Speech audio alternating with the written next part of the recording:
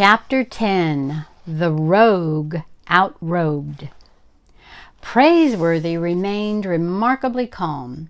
He didn't so much as raise an eyebrow, but he did give Jack a faint poke in the ribs with his elbow, as if to say, "Easy, Master Jack, easy. Leave the scoundrel to me." "Small world, ain't it?" grinned Cut-Eye Higgins. His hand remained at rest, in silent warning, on the butt of his pistol. "I hadn't noticed until today," said Praiseworthy. "If I didn't know better, I'd think you were still in Rio." The villain's scarred eye was set at a squint. "Rio was too hot for me, you might say, so I lit out for Panama. Crossed the isthmus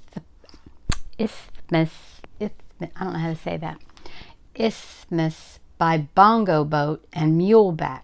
A whole parade of folks is getting to the Pacific that way, and looks like I beat you to California at that. I dare say you had a good map to guide you." The man in the jippy-joppa hat bared his yellow teeth in a laugh. "A map? A map? Why, what map is that?" Praiseworthy narrowed his glance. "I bring you regards from the good Dr. Buckbee." "Well now, ain't that neighborly of you?" The stage charged across the valley flats, and the Frenchmen shook handkerchiefs in front of their noses to keep the dust away. Jonas T. Fletcher kept shooting tobacco juice out the window as if the ground were on fire.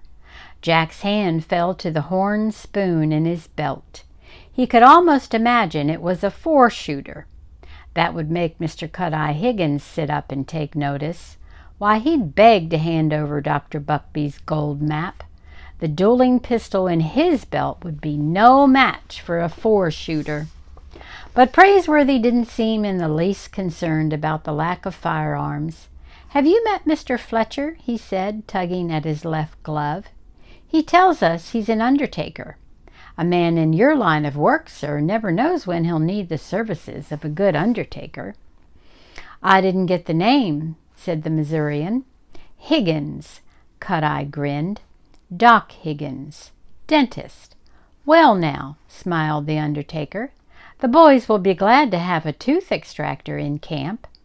Praiseworthy winked at Jack. The impostor had apparently given up his judgeship. A dentist, was he? Specializing in extracting gold teeth, no doubt. "And now, if you gentlemen will excuse me," said the butler, "I believe I'll catch a nap." Sleep, Jack thought. How could anyone sleep with Mr. Cut-Eye Higgins sitting there? But before the stage had traveled another 1/4 of a mile, Praiseworthy was napping soundly. Jack sat gazing at the villain, their knees almost touching, and the man in the jippy-joppa hat gazed back at him. By late afternoon they had reached the brown foothills, and the stage pulled up at a relay station for a change of horses. With the mountains rising at their shoulders, Praiseworthy and Jack stood at the well, refreshing themselves with dippers of cool water. The 4-horse team was being replaced with a team of 6 for the hard climb ahead. "Do you think he's got Dr. Buckbee's map with him?" Jack whispered. "No doubt about it," said Praiseworthy. "I'll wager he doesn't take his hand off that dueling pistol even when he sleeps. We'll need a shotgun to get the map away from him, a 4-shooter at least." "Lacking one and the other," said the butler, "we'll have to rely on our wits, Master Jack. I have no intention of allowing Dr. Buckbee to be cheated of his map." Soon they were under way again. The narrow road climbed sharply. Oak trees gave way to shadow-darkened pines. The sun was setting across the valley as if to desert them, and the driver's whip cracked in the air like rifle shots. Inside the wooden coach the passengers sat knee to knee as before, and held on against the bumps and ruts of the road. Finally the stage rounded a bend, and the trail seemed to shoot up like a ladder. "Everybody out!" shouted the driver. "Push, gents, push!" Cut-Eye Higgins didn't take his hand off the pistol butt for a moment. He pushed with one hand. Slowly, the stagecoach, piled high on top with luggage and supplies, climbed the road. The driver urged the team on with his whip. "Keep at it, gents. We're gaining." Jack put his shoulder to the coach like the others and dug his shoes in the dirt. Halfway up the hill, it seemed to him the driver must have 6 whips in his hands for all the noise he was making. Suddenly a window shattered, and then another, and just as suddenly Jack became aware that it wasn't only the crack of the whip in the air. Gunshots! "Road agents!" the driver yelled. He set the brake and reached for his rifle. "Hold up!" Praiseworthy pushed Jack under the coach. Jonas T. Fletcher had beat him there. Through the spokes of the big wheels, Jack saw a dozen horsemen with red bandanas around their faces charge out of the pines. Cut-Eye Higgins drew his dueling pistol and fired. He missed. He didn't have a chance to reload. The road agents had them surrounded, their guns and rifles bristling in the twilight. The leader, a big fellow with holes in his boots, called to the driver, "Throw down your rifle. The rest of you reach for the sky, or I'll send you there pronto." Jack swallowed hard and came out in the open. Praiseworthy gave him a reassuring glance and didn't seem scared at all. They raised their hands. Cut-Eye Higgins growled to himself, but his arms shot up like the others.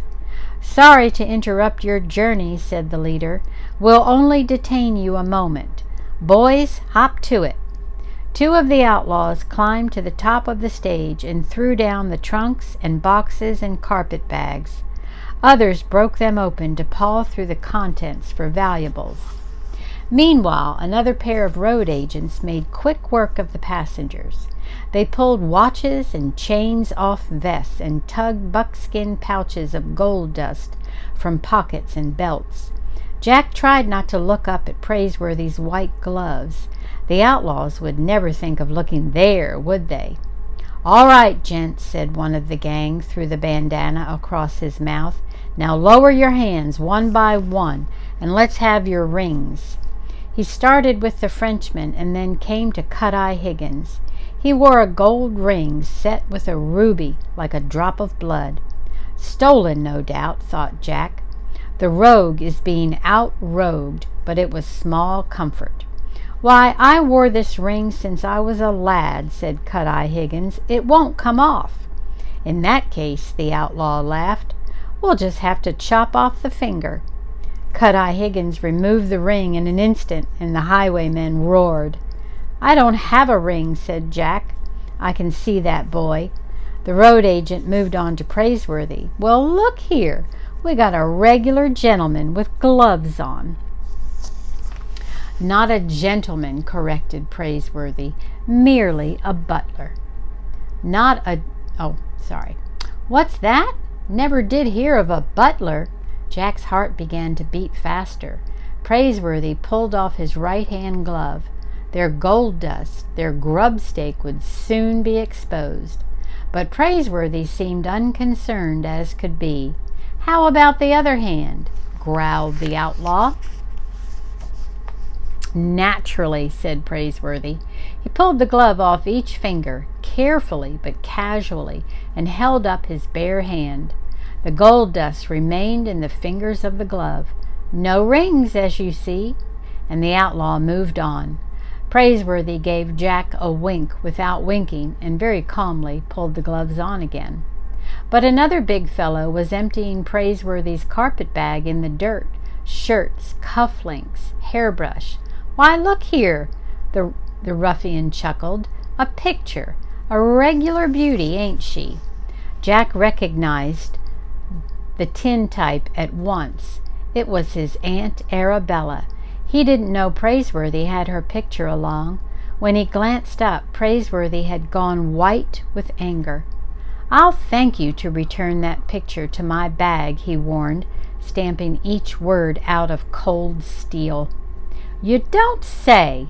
While I'll be proud to own a picture like this, I guess I'll just take it along." The rest happened so fast that Jack missed half of it in the blink of an eye. Praiseworthy, in his fury, struck like a bolt of lightning. Grabbing the ruffian to his feet by the shirt front, he slammed his left gloved fist into the man's bandana-covered face. The outlaw hurled back as if he'd been struck with a stick of cordwood, and he just lay there. "Why, look at that," said the undertaker in awe. "Knocked that big fella 15 feet uphill." If his fellow outlaws had held their fire, it was only because they were too startled by the butler's awesome left jab. They were like trees growing from the ground they stood on, and then their leader seemed to grin behind his bandana. "I'd take my hat off to you," he said, "but it ain't fittin' for a man in my line of work. That was something to see. Boys, lift our fallen friend across his saddle, and we'll be goin'." Jack gazed at Praiseworthy with fresh admiration.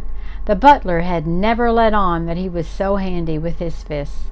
The truth of the matter was that Praiseworthy had been as surprised as the others to see the brute go flying, and then he remembered the heavy gold dust packed in the fingertips of the glove. It was exactly as heavy as lead. With his fingers clenched around it, his fist had had the kick of a mule. He picked up Aunt Arabella's picture and dusted it off. It seemed curious to Jack that he had brought it along. It made him feel strangely closer to Praiseworthy than ever before. "One more thing," said the gang leader. "All you gents, take off your coats and drop 'em in a pile." The guns came up again, and that left no room for argument. Jonas T. Fletcher peeled off his frock coat. Cut-Eye Higgins dropped his dusty linen coat. Regretfully, Praiseworthy added his fine black coat to the pile. He would miss it.